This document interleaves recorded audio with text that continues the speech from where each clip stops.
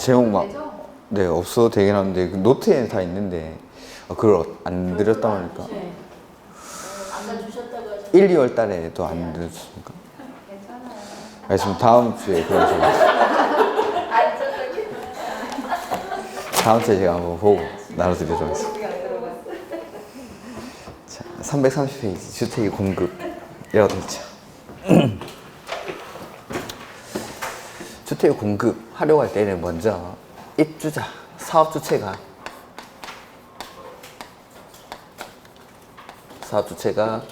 입주자, 모집, 공고, 승인, 신청이라는 걸 합니다. 시장, 군수, 구청장에게. 그 다음에 이 시장, 군수, 구청장에게 승인을 받고 나서 일간신문 등의 입주자, 모집, 공고를 하는 거죠. 그 다음에 입주자 모집 공고를 보고 내가 이제 마음에 든다 하면은 청약을 넣는 거죠. 해서 당첨이 되면은 계약을 하고, 그 다음에 계약을 하고 나서 자, 우리는 선분양을 하니까 공사가 완료되기 전에 이미 분양 절차가 거쳐지는 겁니다. 공급 절차가. 그러면서 이제 공사가 완료가 되겠죠. 그러면은 소유권, 이전 등기, 신청 가능일이라는 게 나옵니다. 신청 가능. 그러니까 아까 공사가 완료되고 나면 먼저 사업주체 명의로 보존 등기를 하니까 입주자한테는 사업주체로부터 이전 등기를 받아오는 건데 공사가 완료되고 나면 소유권 이전 등기를 신청할 수 있는 날이라는 게 있다는 거죠. 이게 바로 사업주체가 입주 예정자들에게 통지한 입주 가능일을 말합니다. 이러한 절차로 이제 공급이 이루어진다라는 거. 입주자 모집 공급.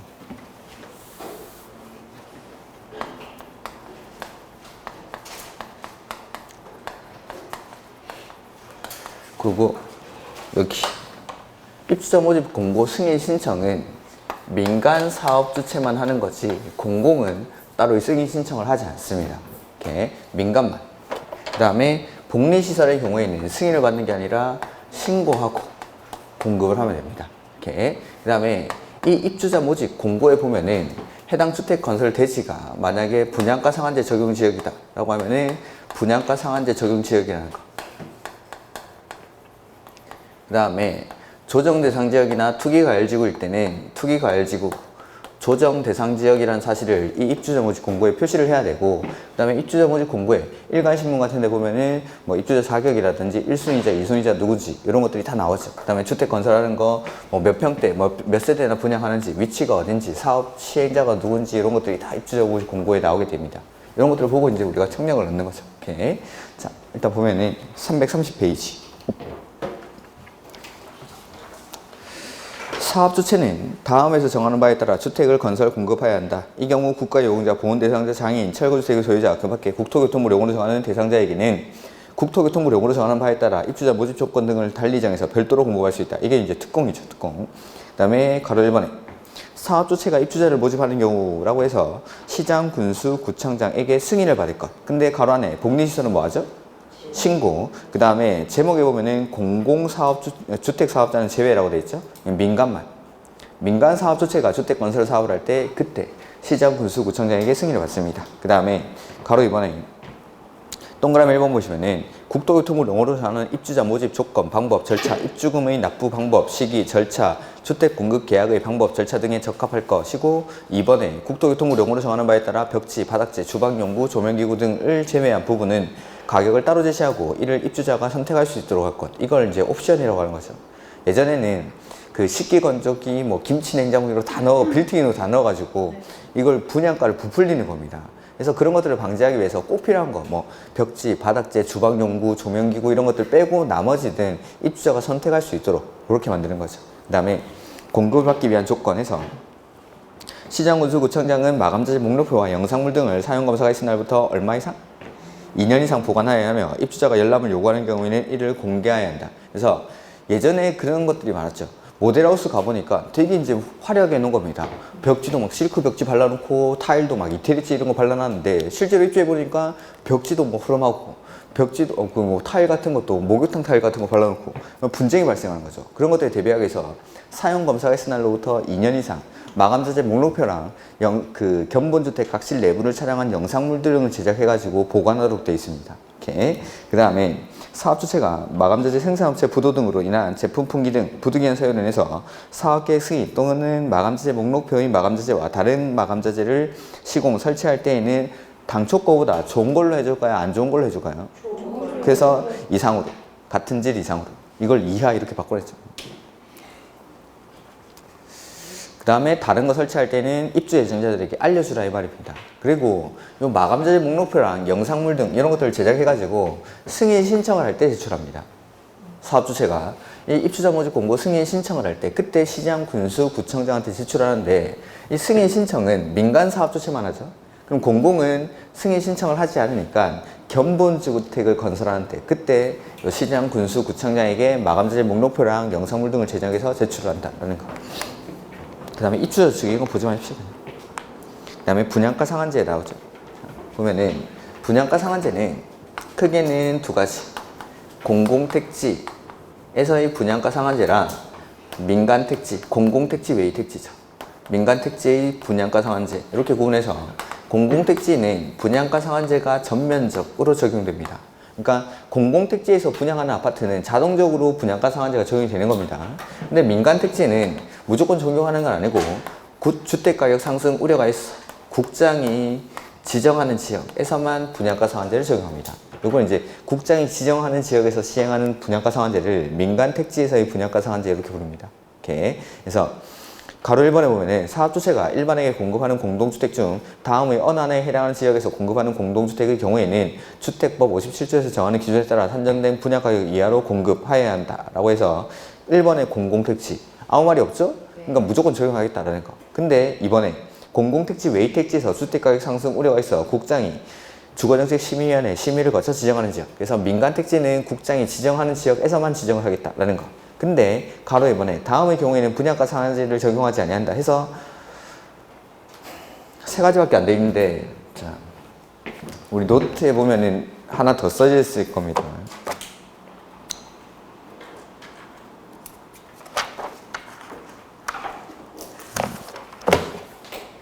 노트의 57페이지 맨 밑에 이거는 뭐 워낙에 시험에 많이 나오는 거죠. 보면은 분양가 상한제를 적용하지 않는 거. 그래서 첫 번째는 도시형 생활주택. 도시형 생활주택에는 분양가 상한제를 적용하지 않습니다. 그 다음에 두 번째는 경제 자유구역에서 외자 유치와 관련이 있다고 심의 의결한 공동주택. 그 다음에 세 번째는 관광특구에서 층수가 50층 이상이거나 또는 높이가 150m 이상인 공동주택 또는입니다. 또는 50층 이상이거나 높이가 150m. 그 다음에 네 번째는 공공성의 요건을 갖춘 정비사업이나 소규모 정비사업입니다.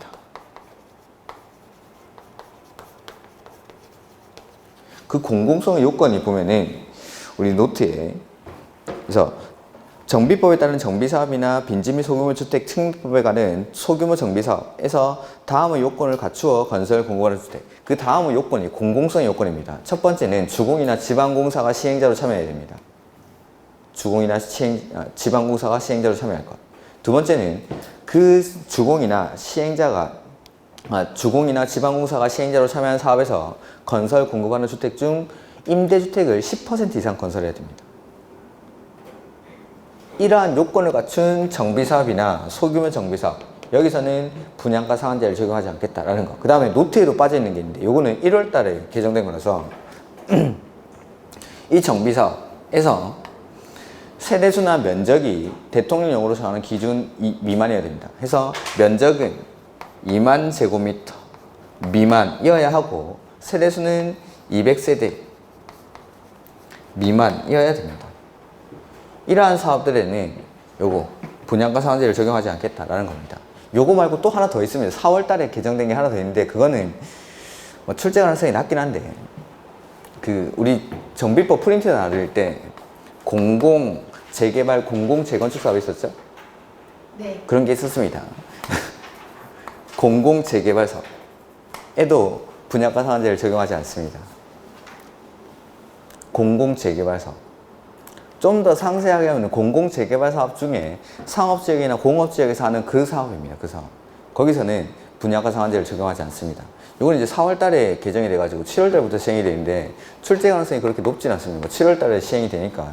그래도 일단은 시험일을 기준으로 하니까. 근데 4번까지 이건 무조건 알아야 됩니다. 그래서 모의고사 치다 보면 이런 문제가 나올 텐데. 4번 이런 것들은 나오기도 할 텐데 보면은 그래서 뭐 1번, 2번, 3번은 원래 있던 거고 4번은 작년 12월부터 1월 달에 걸쳐서 개정된 사업. 그 다음에 5번 방금 말씀드린 공공 재개발 사업. 요거는 4월 달에 개정된 거. 주택법은 워낙에 개정이 자주 되기 때문에 그래서 이런 것들.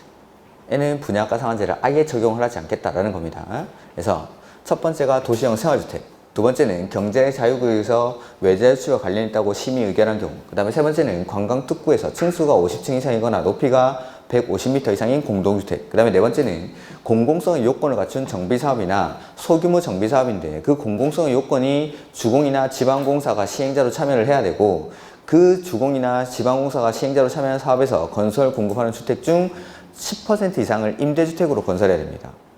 임대주택으로. 그 다음에 정비사업의 경우에는 면적이랑 세대수도 요건을 충족해야 되는데 면적은 2만 제곱미터 미만이고 세대수는 200세대 미만. 이러한 요건을 갖춘 정비사업에서는 분양가 상한제를 적용하지 않겠다라는 겁니다. 이렇게. 그 다음에 하나 더 하면은 공공재개발 사업. 공공재개발 사업에서도 분양가 상한제를 적용하지 않습니다. 이렇게.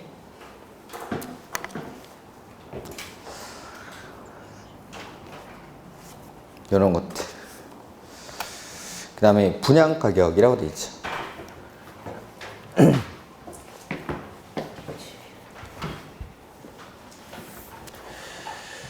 분양가격은 크게는 택지비랑 건축비로 구성이 됩니다. 택지비랑 건축비. 그 다음에 민간택지도 택지비랑 건축비. 이렇게 구성이 되는데 건축비라는 건 국장이 매년 발표하는 기본형 건축비라는 게 있습니다. 제곱미터당 얼마 정도의 그 건설 비용이 들어간다. 그래서 이 기본형 건축비가 적용이 됩니다. 민간 택지도 마찬가지. 기본형 건축비가 적용이 되기 때문에 여기서는 뭐 문제될 게 없는 거죠. 근데 이 택지비가 문제인데 공공택지의 경우에는 택지비를 산정할 때 공급 가격을 그대로 인정을 해줍니다. 즉 사업 주체가 사들인 가격을 분양가에다가 그대로 반영을 해주겠다라는 거죠. 근데 민간 택지의 경우에는 원칙적으로 이 택지비를 감정가만 인정을 해줍니다. 감정가만. 그러니까 여기서 반발을 하는 거예요. 여기서 난 실제로 감정가보다 더 비싸게 샀는데 분양가를 책정할 때는 감정가밖에 인정을 안 해주겠다라는 거죠. 그럼 수익성이 떨어지니까 사업성이 떨어지고 그 다음에 사업성이 떨어지게 되니까 아파트를 안 짓는 겁니다. 그러니까 민간택지에서 분양가 상한제가 적용이 되면 공급이 위축될 우려가 있다는 게 이것 때문에 수익성이 떨어지니까. 그러니까 공급이 위축되면 그만큼 가격은 올라갈 우려가 있겠죠. 이렇게 이제 민간택지 분양가는 구성이 된다.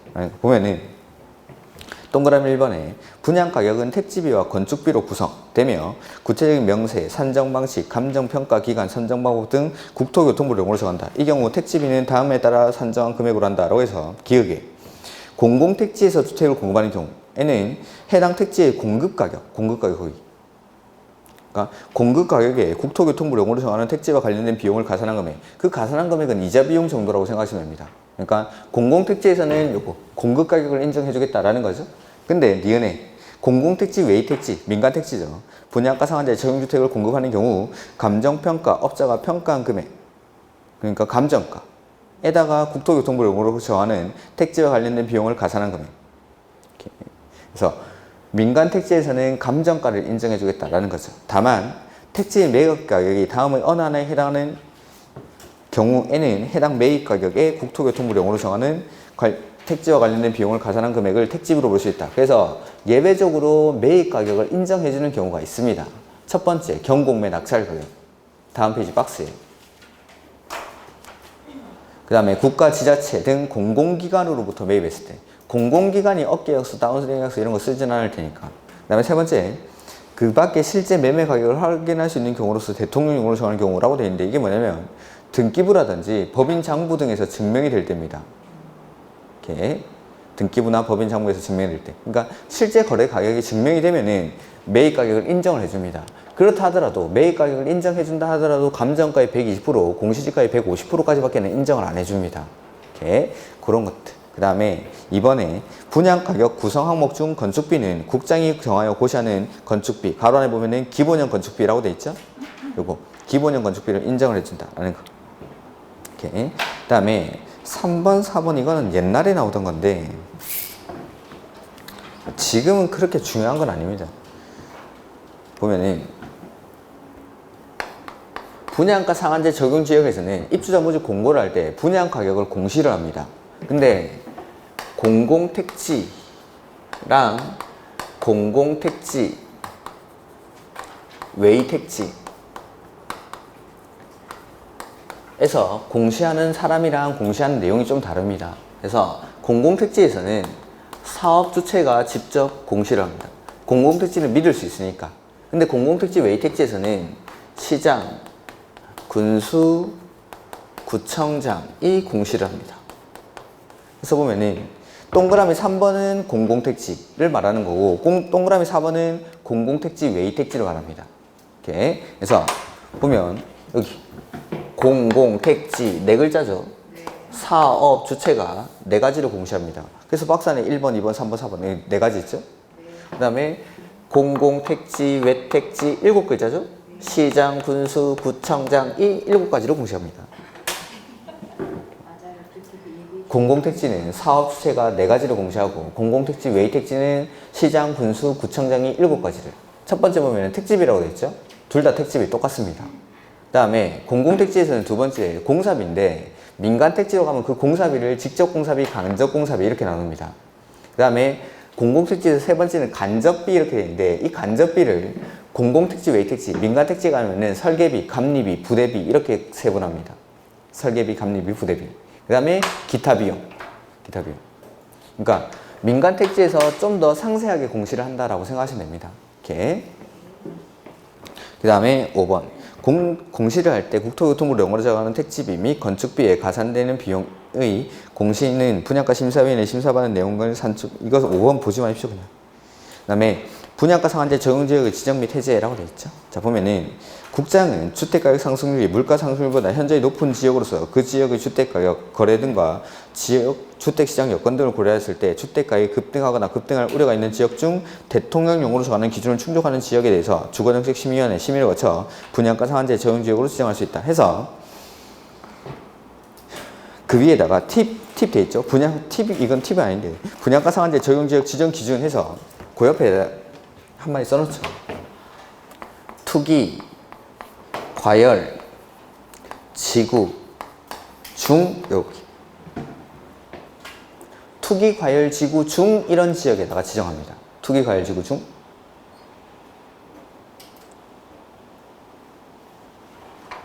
그래서 보면은 박스 안에 직전으로부터 소득에서 12개월간 아파트 분양가격 상승률이 물가 상승률이 2배를 초과하지요. 그 다음에 직전으로부터 소급해서 3개월간 주택의 매매 거래량이 전년 동기 대비 20% 이상 증가한지요. 그 다음에 직전으로부터 소급해서 2개월 동안 해당 지역에 공급되는 주택의 월 평균 청약 경쟁률이 모두 5대1을 초과하거나 국민주택 규모의 주택에 대한 월 평균 청약 경쟁률이 모두 10대1을 초과하는지요. 투기 과열 지구 중 이런 지역을 분양가 상한제 적용 지역으로 지정하겠다라는 겁니다. 민간 택지에서. 이렇게. 그 다음에 민간 택지에서 분양가 상한제는 누가 지정하죠? 국장이. 그러니까 국장이 지정할 때에는 시도지사랑 협의할까요? 의견 드릴까요? 의견 듣죠. 밑에 사람이니까. 그래서 시도지사의 의견을 들어야 한다. 그 다음 가로 3번에 국장이 분양가 상한제 적용 지역을 지정하였을 때는 지체 없이 공고한다라고 되어 있죠. 자, 공고를 하고 나서 누구한테 통보하냐면 시장, 군수, 구청장한테 통보해 줍니다. 왜냐하면 여기 시장, 군수, 구청장이 여기 승인해주죠.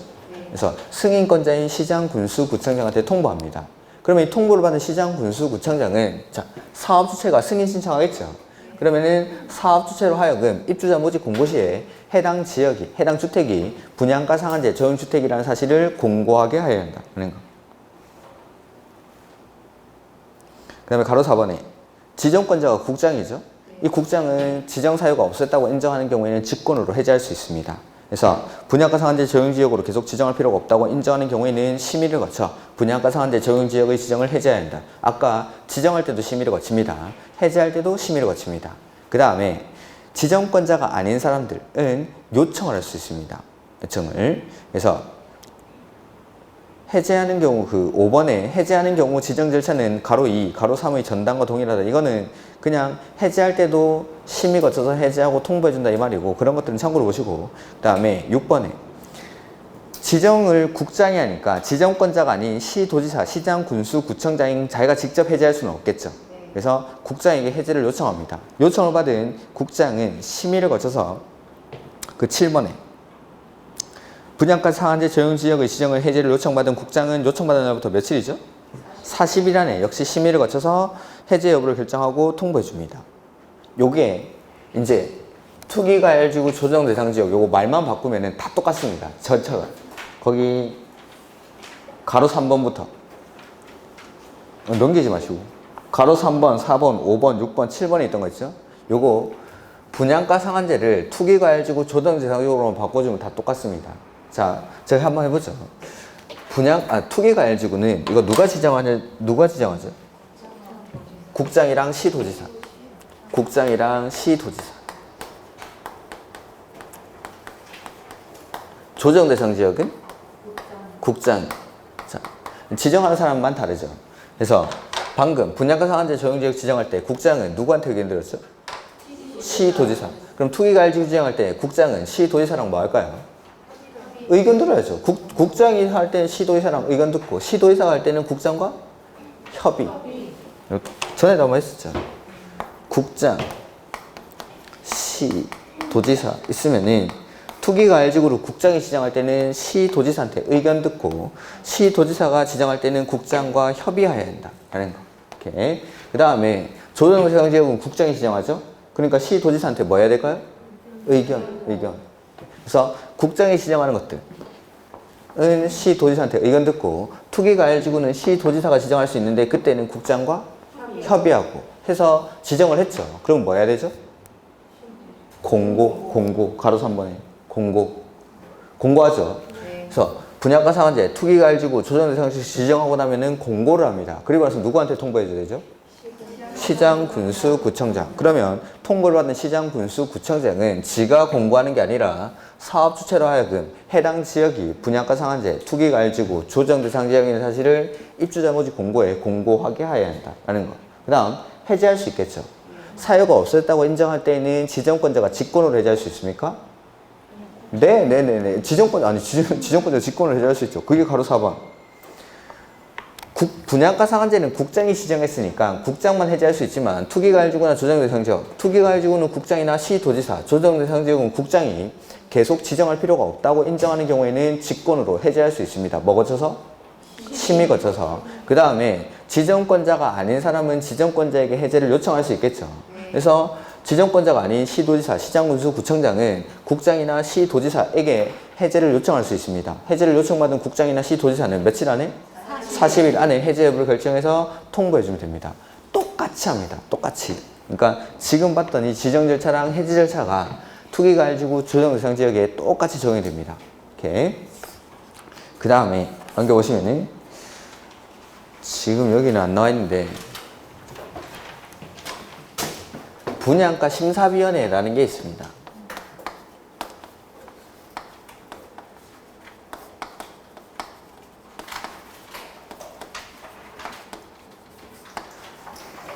시장, 군수, 구청장은 자 사업 주체가 사업, 계획, 승인을 신청했죠. 그럼 사업계획 승인을 신청받은 날로부터 20일 안에 분양 가격 등을 심사하기 위해서 분양가 심사위원회를 설치 운영해야 됩니다. 시장, 군수, 구청장은 사업계획 승인을 받은 날로부터 20일 안에. 그 다음 이 분양가 심사위원회의 특징은 구속력이 있다는 게 특징이에요. 구속력. 그래서 시장군수구청장은 입주자 모집 공고 승인 신청을 받으면 이 분양가 심사위원회의 심사 결과에 따라서 승인 여부를 결정합니다. 이렇게. 그래서 사업계획 승인 신청받은 날로부터 20일 안에 시장군수구청장이 분양가 심사위원회를 설치 운영을 해야 되고, 이 사람들 구속력이 있기 때문에 시장군수구청장은 승인을 내어줄 때 분양가 심사위원회의 심사 결과에 따라서 승인 여부를 결정한다 라는 거. 그 다음에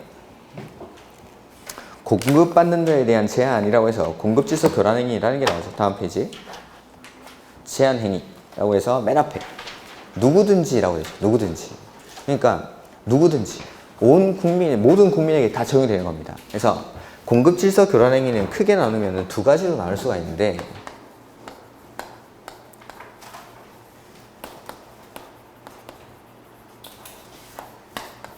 일반 국민이 공급 질서를 교란하는 행위가 있고, 사업 주체가 교란하는 행위가 있습니다. 이렇게. 그래서 보면은 지금 보시는 게 일반 국민이 공급 질서를 교란하는 행위입니다. 그래서 누구든지 이 법에 따라 건설 공급되는 주택을 공급받거나 공급받게 하기 위해서 다음의 어느 하나에 해당하는 증서 또는 지위를 양수하는 거 안 됩니다. 알선하는 거 안 되고 광고하는 것도 안 됩니다. 그 다음에 누구든지 이것이나 그 밖에 부정한 방법으로 이 법에 따라 건설 공급되는 증서 또는 증서나 지위 또는 주택을 공급받거나 공급받게 하여서는 아니 된다. 근데 세 번째 줄에 가로 안에 보시면 뭐는 제외하죠? 세 번째 줄. 상속 저당, 저당까지.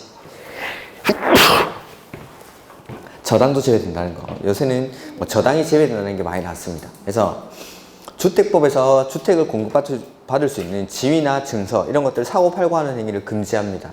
그래서 박스 안에 보면 1번에 주택조합 설립에 의한 주택을 공급받을 수 있는 지위, 조합원의 지위를 사고팔고 하는 거 금지한다고 했죠. 지역직장조합을. 그 다음에 두 번째 입주자 저축증서, 청약통장입니다. 청약통장. 세 번째는 주택상환사채. 그 다음에 네 번째 무허가 건물 확인서, 건물 철거 예정 증명서 또는 건물 철거 확인서. 다섯 번째는 이주대책 대상자 확인서. 4번, 5번을 우리가 밖에 나가면 딱지라고 부르는 겁니다. 이렇게 이러한 것들을 사고 팔고 하는 거 안 된다는 거죠. 전매하면 안 되고 알선하는 것도 안 되고 광고하는 것도 안 되고. 근데 제외된 행위가 뭐였죠? 상속이랑 저당. 상속이랑 저당은 저당이 제외된다는 게 시험에 많이 나옵니다. 최근에는. 그 다음에 위반시 조치. 그래서 자, 이런 증서들을 사고 팔고 하면 안 되는데 사고 팔았죠. 하면은 처벌을 하는데 언제 적발이 되느냐에 따라서 처벌하는 행위가 다릅니다. 그래서 청약 넣을 때 이때 적발이 되면은 청약 넣을 수 있는 지위는 어떻게 하죠? 무효. 그 다음에 계약은 취소. 여기 뭐라고 적혀있죠?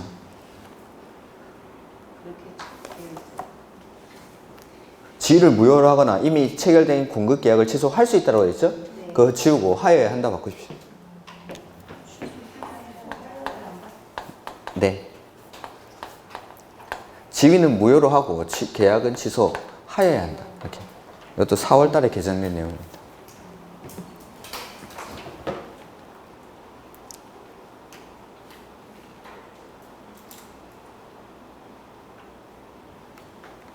지위는 무효, 계약은 취소하여야 한다.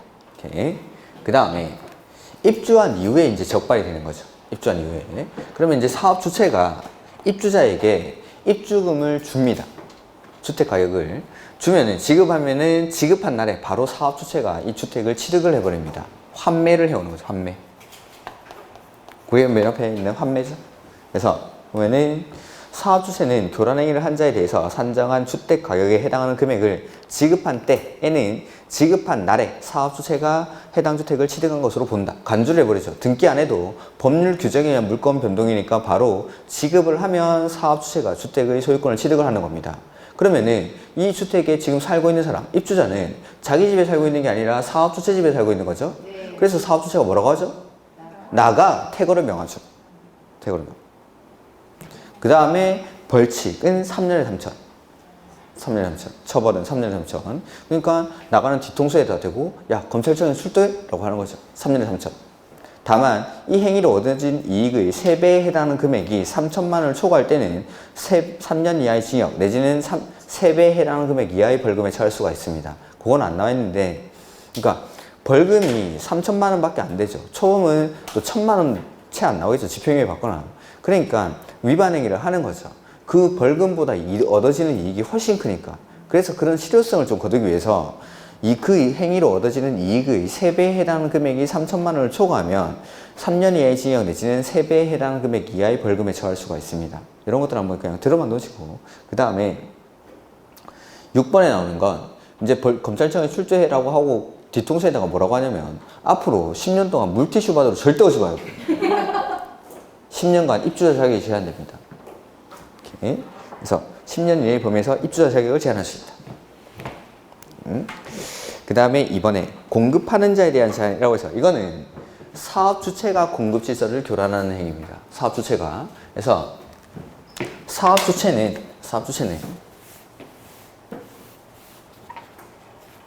요때부터 입주자 모집 공고 승인 신청을 할 때부터 여기 소유권 이전 등기 신청 가능일 이후 60일까지의 기간 동안, 요 기간 동안 입주 예정자의 동의 없이는 담보물건 설정하면 안 됩니다.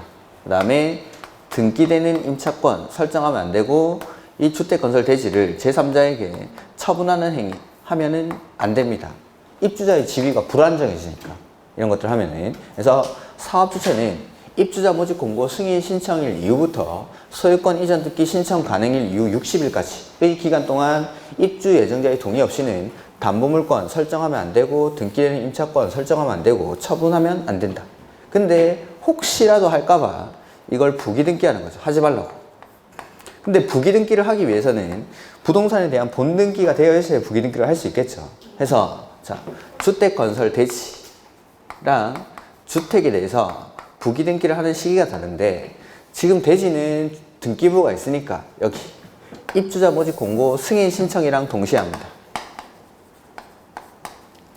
입주자 모집 공고 승인 신청이랑 동시에. 근데 주택은 아직 공사가 완료되기 전이죠. 네. 그러니까 보존 등기랑 동시에.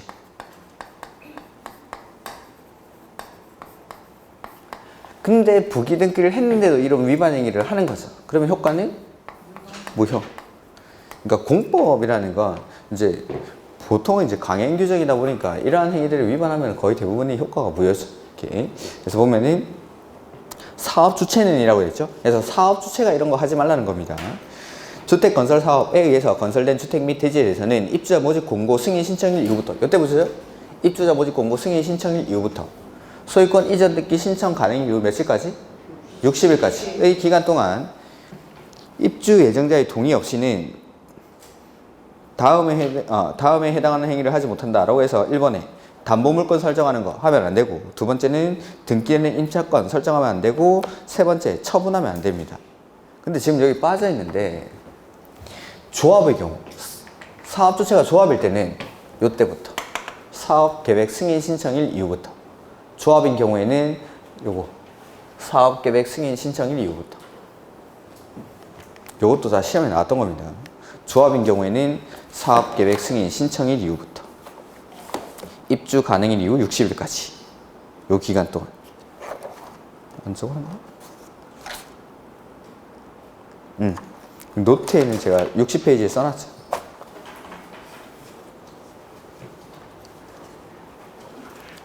(60페이지에) 오른쪽에 저당권 설정 등의 제한이라고 해서 입주자 모집 공고 승인 신청일 이후부터 소유권 이전 등기 신청받을 수 있는 날 이후 60일까지인데 가로 안에 보면은 조합은 사업계획 승인 신청일 이후부터.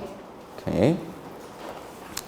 그 다음에 가로 2번에 예외라고 해서 주택 건설 촉진을 하기 위해서 융자를 받는 경우는 입주자 동의 없이 저당권을 설정할 수 있다라고 해서 그거는 이제 중도금 대출입니다. 중도금 대출.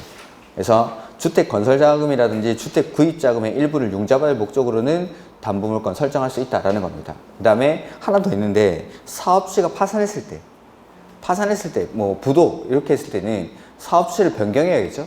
그럴 때는 뭐 넘길 수가 있습니다. 오케이. 그 다음에 부기등기. 사업주체는 입주자 모집 공고 승인 신청과 동시에 해당 대지는 해당 주택을 공급받을 수 있는 자의 동의 없이는 양도하거나 제한 물건을 설정하거나 할 수 없는 재산을 소유권 등기에 부기등기한다. 그러니까 대지는 입주자 모집 공고 승인 신청할 때랑 동시에. 그 다음에 사업 추진은 사업계획 승인이 취소되거나 사용검사를 받을 때에는 부기등기를 말소하여야 한다. 그 다음에 부기등기 이유 효력. 부기등기 이후에 해당 대지를 양수 또는 제한 물건을 설정받거나 압류, 가압류, 가처분 등을 했을 때는 효력이 무효.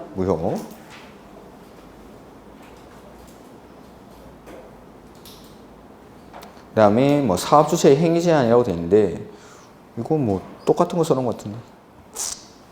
그래서 요약을 해놓은 거죠. 사업 주체는 사업계획 승인을 얻어 시행하는 주택건설 사업에서 건설된 주택 또는 대지에 대해서 입주자 모집 공고 승인 신청 이후부터 소유권 이전 등기 신청하시는 이후 60일까지 이런 거 하지 말라 이 말이죠. 네. 그 다음에 부기등기는 주택은 소유권 보존 등기랑 동시에 하고 그 다음에 대지에 대해서는 입주자 모집 공고 승인 신청이랑 동시에 이렇게. 그래서 주택에 대해서는 보존 등기랑 동시에 대지는 입주자 모집 공고 승인 신청이랑 동시에. 이렇게. 그 다음에 뭐 투기가열지구 나오죠. 투기가열지구는 누가 지정하죠? 국장, 시도지사. 이렇게 국장이랑 시도지사. 그 다음에 지정 기준인데 주택가격 상승률이 물가 상승률보다 현저히 높은 지역으로서 주택에 대한 투기가 우려하는 네, 요런 데 지정을 하는데 그 밑에 대상 지역 맨 밑에 그거 보면 됩니다. 좀 이따 보도록 하고 지정의 해제 아까 말씀드렸죠. 여기 아까 분양가 상한제 투기가열지구 조정대상지역은 지정 절차랑 해제 절차가 똑같습니다. 그래서 지정할 때에는 심의를 거쳐서 지정하고 나서 공고하고 시장, 군수, 구청장한테 통보해주면은 사업주체로 하여금 입주자 모집 공고 시에 해당 지역이 투기과열지구라는 사실을 공고하게 해야 된다. 그 다음에 지정 사유가 없었을 때는 직권으로 해제할 수 있고 요청을 받아서 해제할 수 있고 해제할 때도 심의 거쳐야 되고 요청받았을 때는 며칠 안에 통보해주죠? 40일. 요청받았을 때는 40일. 그 다음에 뭐 그래서 그게 해제 요청 이런 것들이죠. 그 다음에 타당성 검토라고 돼 있죠. 타당성 검토. 국장은 1년마다 주거정책위원회의 회의를 소집해서 투기가열지구로 지정된 지역별로 해당 지역의 주택가격 안정 여건 변화 등을 고려해서 투기가열지구 지정의 계속 여부를 재검토 이렇게 되는데 지정의 계속 여부 이렇게 하지 않습니다. 표현을 투기과열지구의 지정, 유지 여부에 관한 재검토. 투기과열지구 지정, 유지 여부에 관한 재검토. 이렇게 부르는 게 일반적입니다. 자, 투기과열지구는 몇 년 단위로 지정하죠? 네? 그런 거 없는데. 그냥 지정하는 겁니다. 일단 지정을 해놓고 거기 나오는 건 1년 단위 지정해놓고 나서 1년 단위로 지정 유지 여부에 대한 재검토 계속 지정할지 해제할지 이걸 검토하겠다라는 겁니다. 거기 1년마다라고 돼 있죠? 지워버리시고 반기마다 역시 4월 달에 개정된 겁니다. 한숨 쉬지 마시고 이걸 찾고 있는 저는 얼마나 힘들겠습니까? 개정될 때마다 맨날 찾아보고 일주일마다 제가 법제처에 들어가가지고 검색해보고 하는데 이 공법 교수들이 3D 업적이죠. 아주 법이 맨날 개정돼가지고 책도 매일 다시 써야 되고 뭐 귀찮으니까 막 낸죠 책을. 지금 저 책을 잘 비판을 안 하는데 이 책은 제가 그닥 좋아하는 책이 아닙니다. 이 쓰신 분의 노고가 있기 때문에 제가 다른 책을 막 비판하고 그러진 않는데 썩 좋은 책은 아닙니다. 우리 책은. 그래서 반기마다 이건 뭐 4월달에 개정된 거라서 넣을 수는 없는 겁니다. 넣을 수는 없는 건데 그 다음에 하나 더 말씀드리면은 조정 대상 지역도 조정 대상 지역 지정 유지 여부에 대한 재검토도 반기마다 합니다. 그러니까 투기가열지구랑 조정 대상 지역 지정 유지 여부에 대한 재검토는 반기마다.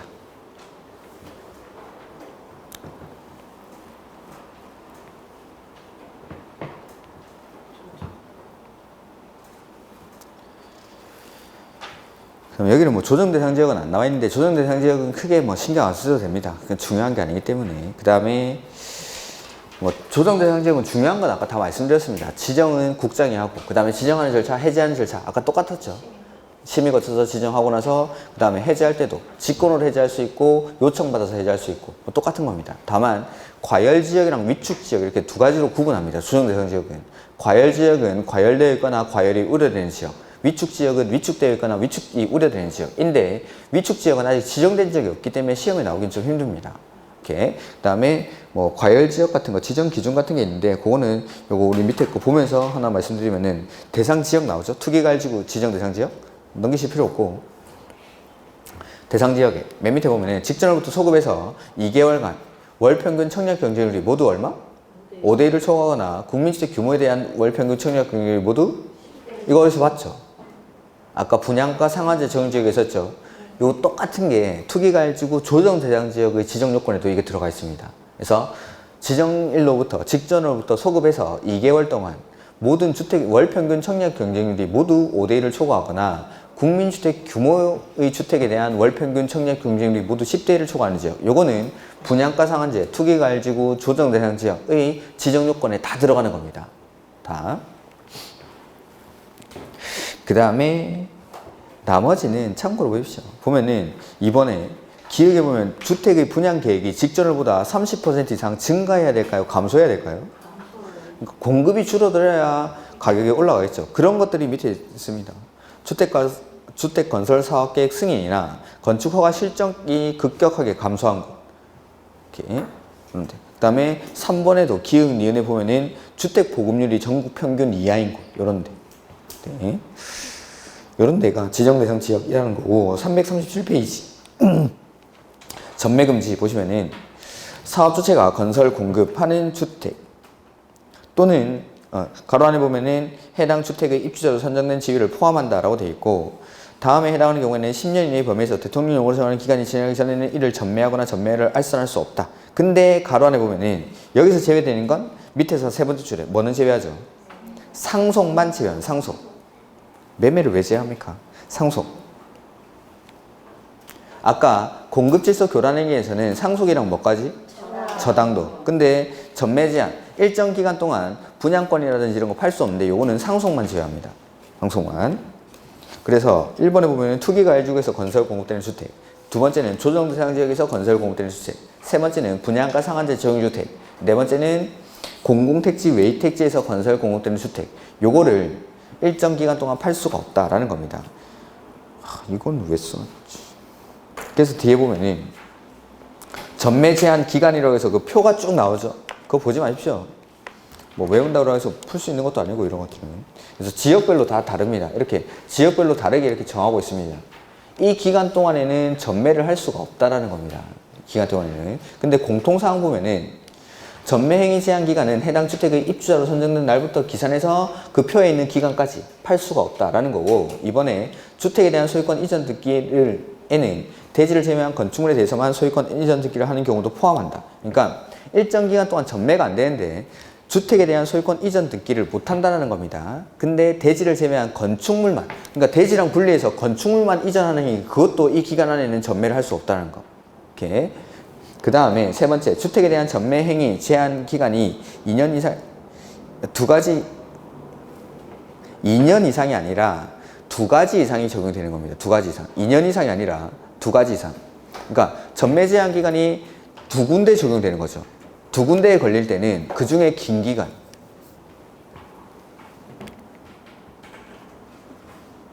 근데 조정 대상 지역 중에 위축 지역에서는 짧은 기간으로 해줍니다. 이렇게. 2년 이상일 경우가 아니라 2개 이상일 때. 2개 이상의 전매 제한 기간에 적용이 될 때는 그 중에 긴 기간을 적용합니다. 이렇게. 그 다음에 투기가열지구에서는 해당 주택의 소유권 이전 등기일까지 전매가 안 됩니다. 그러니까 투기가열지구에서 내가 아파트 분양받았죠. 그러면 소유권 이전 등기일까지 전매가 안 된다는 건 분양권 단계에서는 전매를 할 수 없다는 겁니다. 내 명의로 이전 등기 받아놓고 전매를 할 수 있다는 거죠. 근데 그 기간이 5년을 넘어갈 때에는 5년으로 봅니다. 자, 아파트가 건설되는 대부분은 3년 정도의 기간이 걸립니다. 근데 내가 입주자로 선정된 날부터 5년까지 소유권 이전 등기가 안 된다 이 말은 뭔가 사업이 안 되고 있다 이 말이죠. 근데 투기가열지구로 계속 분양권 이거 들고 있어라 라고 하면 안 되니까 5년을 초과하면 5년으로 하겠다라는 거. 이렇게. 그 다음에 나머지는 보시다시피 기간들이 다 나눠져 있죠. 이걸 다 외울 수도 없고 지역별로 다 다르기 때문에 이런 것들은 시험에 나오면은 거의 틀리라고 내는 문제입니다. 그러니까 신경 안 쓰셔도 됩니다. 대신에 뭘 봐야 되냐면 그 340페이지 전매 금지의 예외, 요거 시험에 나오면 주로 이게 나오죠. 4번에 있는 거.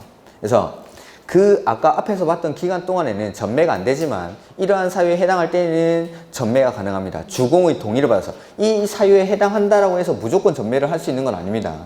이 사유에 해당하고 한국토지주택공사의 동의를 받은 경우에는 전매를 할 수 있습니다. 해서 보면은 세대원 이 근무 또는 생업사의 사정이나 질병 치료, 치약, 결혼 등으로 세대원 전원이 다른 광역시, 시, 군으로 이전하는 경우, 근데 어디 가면 안 되죠?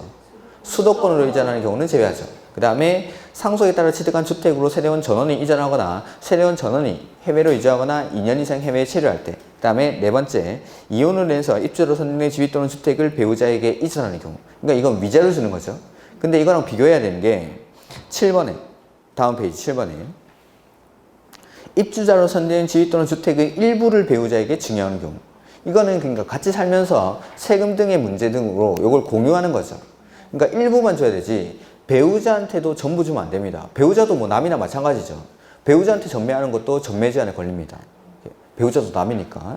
그래서 이혼하면서 주는 건 괜찮지만 같이 살 때에는 일부만 공유만 할 수 있다라는 거죠. 전부 주면은 전매 제한에 걸린다. 그것도. 그 다음에 5번에 보면은 공익사업 시행으로 주거용 건축물을 제공한 자가 사업 시행자로부터 이주대청용 주택을 공급받은 경우에는 그 이주대청용 주택을 공급받았으니까 이거 팔고 나갈 수 있다라는 겁니다. 그 다음에 6번에 주택의 소유자가 국가, 지자체 및 금융기관에 대한 채무를 이행하지 못해서 경공매가 시행될 때 하우스푸어들이죠. 중도금대출 상환 못하면은 경매 넘겨야죠. 이렇게 이럴 때는 전매할 수 있다. 그 다음에